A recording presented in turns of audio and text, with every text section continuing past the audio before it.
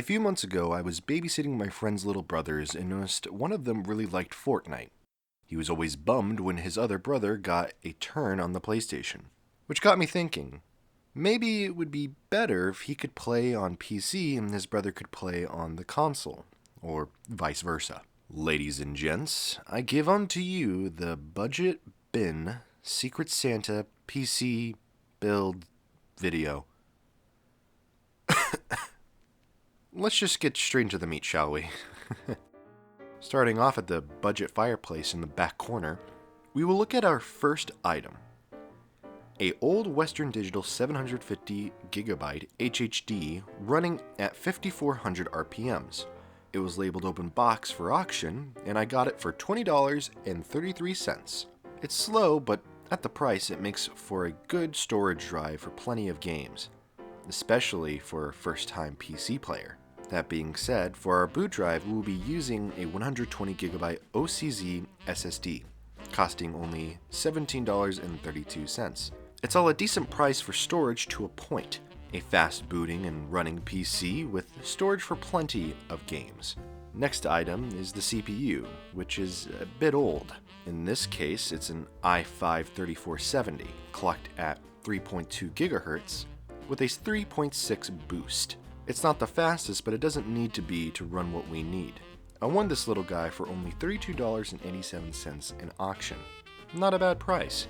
Now for our last item in the bag, I can definitely say I got it at a great price. For only $19.26, I got 2 sticks of 2x4 gigabytes of DDR3 RAM, clocked at 1600 megahertz, which, spoilers, our motherboard will be running them at full speed. Anyways, on to the first wrapped GIF. We have a Thermaltake i2 CPU cooler at the price of $13.24. Rated for 95 watt TDP, it's plenty for our CPU, which is rated at a 77 watt TDP. Now on to the totally not a motherboard sized box is the next present, a micro ATX board.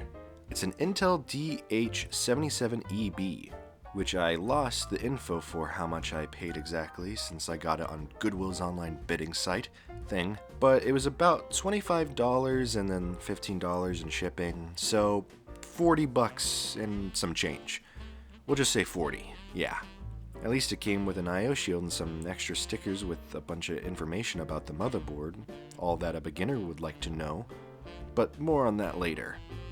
While our blue box is tempting, let's continue with the rest, and save it for last.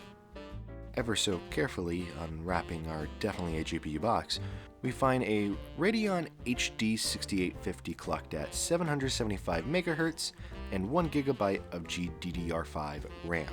For $36.38, it's nothing special, but should just barely get the job done. And yeah, I know I could have gotten something better, but Christmas deadline and all that, so bear with it for me. Plus, I have a good reason for why I got this also, but more on that later. I have nothing witty to say about this one other than I wonder what's inside. I have bought multiple power supplies from Eris Games before, and they haven't disappointed me so far. And with 500 watts for $37.45, I sure hope they don't now. And finally, what you all have been waiting for, the PC case. Once again, if I wasn't on a deadline, I could have gotten this cheaper or something, but hey, $47.01 isn't all too bad for a budget PC. The PC case is the DIY A9W. It's a great all-around case and features a tempered glass side panel at full ATX size, which is more than enough space for our micro ATX board. Alright, so now let's not waste any more time and get straight into the build. We can start by cleaning off the motherboard and installing the new CPU with fresh thermal paste. The CPU comes with some pre-applied, but that came off when I did some testing initially to make sure everything was working. So just note that if you buy this one, it will come pre-applied.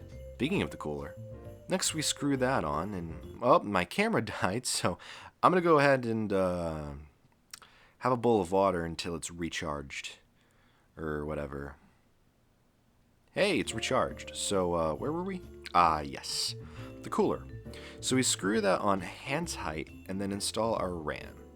And hey, the guide we got comes in handy as it tells us which DIMM slots are 1 and 2.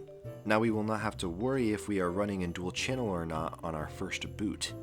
And since that's all taken care of now, we can slowly start putting all of our components in, like our power supply, which is straightforward enough, even giving us a little window to see it and its specs.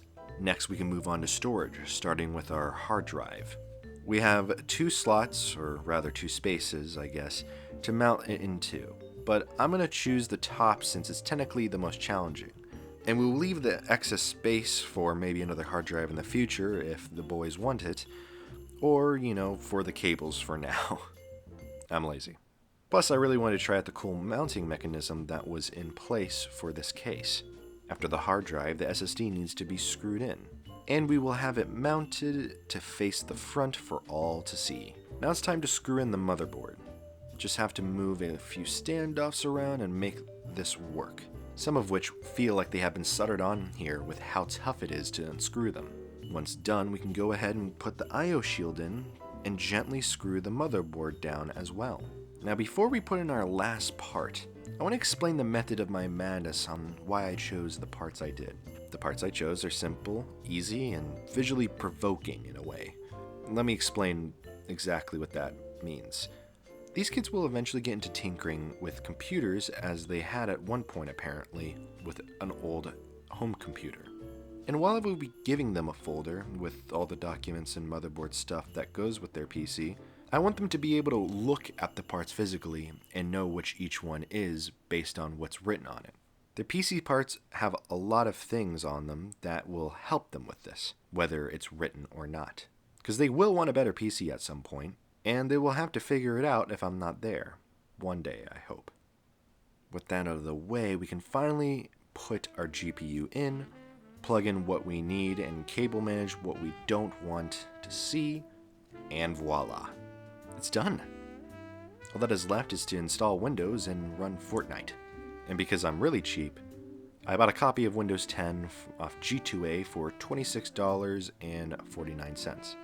But before I could install, I ran into some problems. Yeah. Great. So long story short, the open box HHD only had 700 gigabytes of storage. Don't know why. I know that some storage gets allocated, when you get a drive like that for, hardware purposes. But it was only 700, and then, it's not the biggest deal, but then it was apparently used for a server that hosted a website that doesn't exist anymore called Televantage. So before wiping the drive, I did put all of it and its data onto a USB so that maybe one day we can look at it in another video. I don't know. We'll see. Anyways, after doing that, I got Windows installed, and now our hard drive is just straight up gone. I tried unplugging it, plugging it in, everything. It was detected in the BIOS, but not in Windows OS. Eventually, after searching for a while, I found a video from a user who explained a bizarre trick to fix this. So pay attention if you have this issue. It might help you. If you run Windows Memory Diagnostics, a program unrelated to hard drives and related to memory, it will fix your problem. I don't understand it myself, but after I tried it, it worked. Computers are scary sometimes. After all of this, we finally can install this game and play it. And its performance is not great. The GPU is definitely holding us back here. We will have to eyeball the FPS, but it's definitely under 60 most of the time. However, I'm going to go on a limb here and say I'm sure the boys are probably going to love it. One of them already plays keyboard and mouse on their PlayStation anyways. And there's many of other games that they'll probably want to try out too, which I'll help them with if they're curious. But for now, I think this was a successful build, especially when you look at the total spent. Under 300, not too shabby. I know I could have done better in some places, but at the end of the day, a budget PC is what it is. A budget PC. And if it's a free budget PC, I see no reason why anyone can complain. Thanks for watching, guys. I'm happy that you guys enjoyed my last video about the Frankenstein GPU, which I misspelled Frankenstein in the video but not the title. Anyways, I have lots of plans for a few more videos really soon, hopefully. One's another build, another one should be about a GPU, and one will be surprisingly different. I don't know which will come out, what order or whatever, but stay tuned because it's gonna get interesting. Oh, and don't forget to leave feedback, guys. I always like to hear what you guys have to say and stuff. Until next time, see ya.